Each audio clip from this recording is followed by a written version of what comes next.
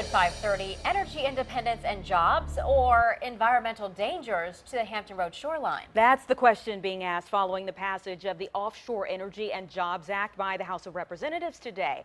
10 on your side's Art Kohn has been following this story as it's all been unfolding in Washington and here at home. And I know you have the latest, Art. Yeah, well, Anita, Congressman Scott Ridgel, 2nd District Congressman, one of the sponsors of this bill, called this vote today a great example of what bipartisan politics can produce. Now, the legislation clears the way for expanding offshore oil and natural gas drilling by expediting the federal planning, leasing, and permitting process and creating thousands of jobs as well. Now, according to proponents of the legislation, but environmentalists, they didn't welcome this vote today.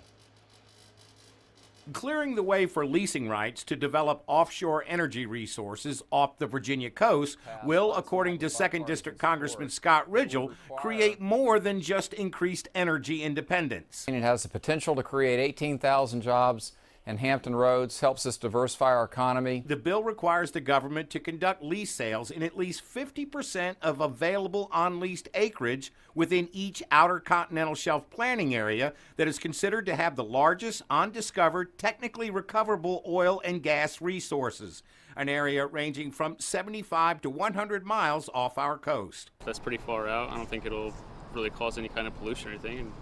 It might give people more jobs and make us less dependent on foreign oil. But environmentalists say the catastrophe that occurred off the Gulf Coast with BP's Deepwater Horizon drilling platform in 2006 would suggest otherwise. The risk to our environment continues to be real to both the coastal environment and the coastal economy, and continues to plague the drilling industry. We need to make sure that the policies and the procedures to protect our environment are enforced. There just hasn't been anything since the BP oil spill that has put any teeth into protect the environment from any kind of spill. We can move forward in an environmentally responsible way and also create these jobs that are much needed. Some would rather pursue alternative forms of transportation and energy, and in the meantime, learn to do without. We're not taking care of what we have, and until we learn how, it's more important to stop being such spoiled Americans.